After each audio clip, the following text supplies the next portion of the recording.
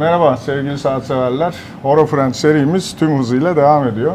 Saat tutkunu dostlarımızın İsviçre saat endüstrisinin önde gelen markalarından yeni aldığımız saatleri güncel hayatlarında deneyerek tecrübelerini bizlerle paylaştıkları Horofriend'in bugünkü konuğu Burkay Adalı.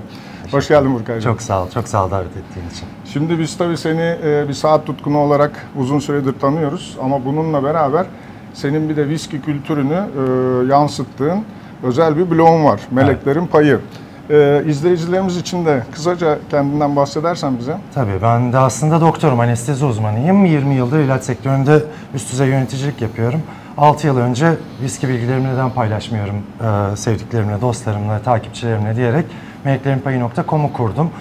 Çok basit, hobi amaçlı başlamıştı site ama Türkçe içerik çok olmadığı için böyle bir ihtiyaç vardı Türkiye'de. Ben yazdıkça takipçilerden talep geldi. Takipçilerden talep geldikçe ben yazdım. Yazmayı da çok seviyorum. Bir anda çok okunan, çok takip edilen bir site haline geldi. Viski kültürü üzerine işte Türkiye'deki en büyük Türkçe kaynak haline geldi şu anda. Zaten site evrildi artık. 800 yazıya ulaştık. Başka bir noktaya. Yani. Evet, hikaye biraz sonra baksa da benziyor bu arada. Evet, biraz kitaplaşıyor. Şu anda kitabım üzerinde çalışıyorum. Uzun yıllar sonra Türkiye'de çıkan en geniş içerikli Türkçe viski kültürü kitabı olacak.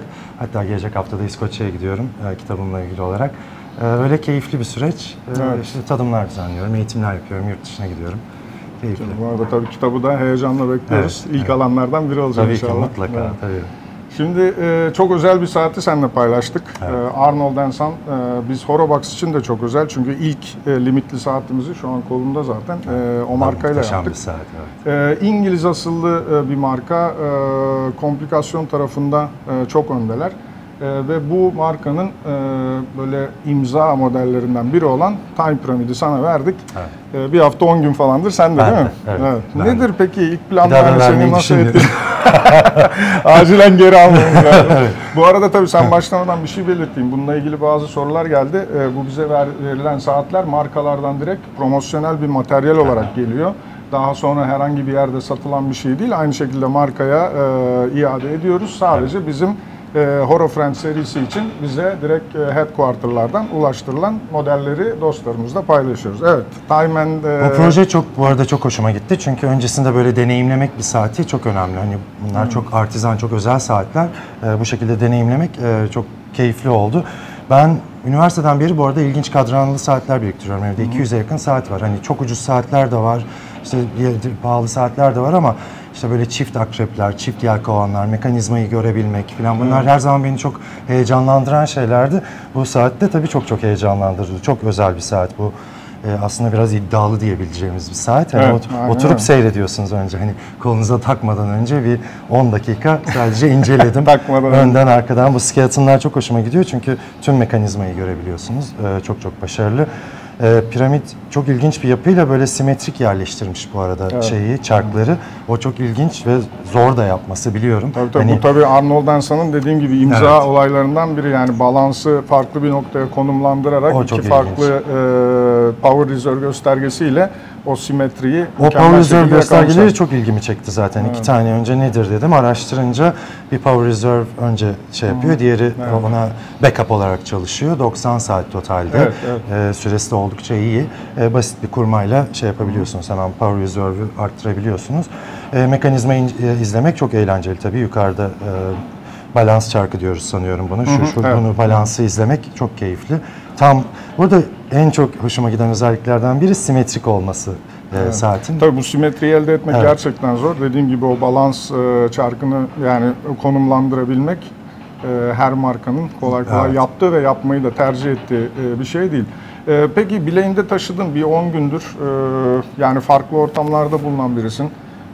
İnsanların kolundaki bileğindeki saatiyle ilgili yorumları, hatta bunun bir ötesinde hani markayı söylediğinde Arnold & Son tam önemli bir marka ama özellikle de Türkiye'de bilinirliğiyle ilgili tabii limitli bir kitleye hitap ediyor. Evet. Nasıldı tecrübelerin insanların? Marka çok bilinmiyor, onu söyleyebilirim ama inanılmaz dikkat çekiyor tabii. Hani kolunuzu masaya koyduğunuz zaman herkesin gözü kayıyor. Özel bir saat, çok özel bir saat çünkü. Herkes şeyi görünce, mekanizmayı, çarkları çok ilgileniyor tabii saatle. O anlamda çok dikkat çekici bir saat. Spor giyime çok uygun bir saat değil tabii, yapısı gereği işte rose gold kullanılmış içinde de. O yüzden biraz daha dress watch, hani takım elbise giydiğim günlerde taktığım bir saat oldu. Öyle çok kot tişörte uygun bir saat pek değil o anlamda. Kullanımı çok rahat geldi. Bu arada ben deri kayış çok seviyorum.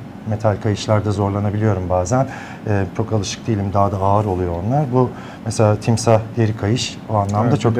El işçiliğiyle yapılmış bir dikiş var. İşlem görmüş bir tokası var. Çok özel bir çok güzel oturuyor var bileğe. Bu arada bileğim biraz incedir benim. Hani büyük kadranlı saatler biraz korkutuyor ama bu şey yapmadı. Hani gerçekten çok rahat. Hani bir süre sonra kendini unutturan bir saat. Ve sürekli bileğimde bir şey var dedirtmiyor. O anlamda kullanımı hoşuma gitti. Aslında ben de bu arada onunla ilgili bir şey soracağım. Şimdi saat çelik kasalı bir saat ve üzerine bir DLC kaplama yapılmış. Aslında 45 milime yakın bir çapı olmasına rağmen tepenin de farklı konumlandırılması sayesinde bir de değişik bir lak tasarımı var. Yani kayış çok uzaktan gitmiyor, direkt kasaya yapışık vaziyette. Dolayısıyla aslında çok da 45 milim boyutunda bir saat gibi değil. Hiç. Ben de teknik bilgilerine baktığımda aslında bayağı büyükmüş dedim. Hani elimize aldığımızda tabii 45 deyince insanda bir o büyüklüğü şey var, korku hissettirmiyor var, ve tepenin de aşağıda gizlenmiş olması çok önemli. Hani bu kadar simetrik, muhteşem bir yapıyı yaratıp çünkü sürekli sirküler bir yapı var. Arada da üçgeni görüyoruz, o piramit yapıyı görüyoruz. Hani o kenarda olsa şey yapacaktı, simetriyi de bozardı ve bazen de o rahatsız edebiliyor, bileği çarpıyor eğer büyükse. Evet şu an tabii. Peki hani rahat kullanabildin mi o tepeyi? Rahat. Yok çok rahat tabii. Şu anda bile hani tabii çıkarmadan bile aslında çıkarmadan sadece şey yaparak kurabiliyorum. Hani uğraştırmıyor gerçekten. Hani çıkartıp şöyle yapayım da çekeyim gibi bir şey. Çaba sarf etmiyorsunuz yani çok kolay. Şimdi tabii bir de iki farklı kristalin arasına yerleştirilmiş skeleton görüntülü simetrik bir kalibre. Öndeki camda hem içeriden hem dışarıdan yansıma engelleyici bir kaplama yapılmış ama bence işin püf noktası saatin arkasındaki cama yapılan grileştirilmiş bir kaplama. Hem iskelet görüntüsünü çok güzel yakalıyorsun hem de bizim o Richard'larımızla falan arkadaki görüntüyü engelliyor. O konuda ne düşünüyorsun? O çok önemliydi benim için. Yani skeleton bir saati aldığımız zaman elimize hani bütün yapıyı görüyoruz çok güzel ama taktığımız zaman da bazen hani arkadan kıllar görünüyor falan. O çok güzel bir görüntü yaratmayabiliyor. Çok güzel bir yansıma var. Bir mirror finish verilmiş safire. O yüzden görüntüsü çok güzel. Hem arkayı görmemek açısından güzel hem de 3 boyutlu etkiyi arttırıyor. Arkada ayna gibi bir şey olduğu için, yansıma olduğu için hani çift şark gibi görüyorsunuz. Yani 3 boyutluluk etkisi çok o açıdan çok güzel. Peki senin bloğa dönersek biraz, meleklerin payı. Bunun anlamını zaten viski kültürünün içinde olan insanlar gayet iyi biliyorlar. Ya blogla ilgilenen insanlar, sana yazı yazan insanlar, ya bu insanların saate olan ilgisi, yani böyle bir bu viski kültürüyle saat hobisi arasında bir ilişki kurma şansımız var mı? Var kesinlikle. Hatta geçen sene viski saati diye bir etiket başlatmıştım. Ben işte evdeki saatlerimi takıp mesela o gün ona bir viski eşleştirmesi yapıyordum. Hani o mesela oldukça ilgi çekti. Sonra ben zaman bulup biraz yapamadım. Hani devam ettiremedim ama mesela insanların saatiyle birlikte paylaşmasını da istiyorum aslında. Hani herkesin bütçesine uygun bir saat var. Tabii, herkes de yani otoroloji işte takmak durumunda değil ama herkesin sevdiği, beğendiği bir saat var. Erkekler için en iyi aksesuar saat. Yani çok bir şey takamıyoruz. Yakayınızı çok severim. Saatsiz mümkün değil dışarı çıkmam. Geçen bir kez yapmışım o hatayı, eve döndüm. Yani saatsiz beni arasaydın bir mekanda yani saatsiz oturmam mümkün değil. Hani bir şeyimi unutmuşum gibi, giyinmemişim gibi eve döndüm, taktım geldim. O anlamda bence şey var. Hani bir erkeğin viski kültürü, saat kültürü, işte pro gibi bunlar hep üst üste örtüşen konular olduğu için ben orada bir ilgi görüyorum. Bununla da birkaç story yaptım. Geçen hafta bir tadım etkinliğim vardı mesela. Ona epey bir mesaj geldi. Abi nasıl bir saat o? Neler oluyor orada falan. Hani çok dikkat çekti saat ki uzaktan şöyle kadehimle çekmiştim ama hemen ilgisini çekiyor herkesin. Evet. Peki eklemek istediğin bir şey var mı? Yani bir hafta kolundaydı. Yani bu tabii olumsuz yorumlar da olabilir. Biz HoroFriend'de yapmaya çalıştığımız şey tamamen yani kullanıcının gerçek hayatındaki tecrübeleri buradan paylaşıp bu saat hakkında olabilecek en samimi bilgileri aktarmaya çalışıyoruz. Saati ben çok severek kullandım. Hani bir dezavantaj olabilir, böyle her okazyonda kullanayım.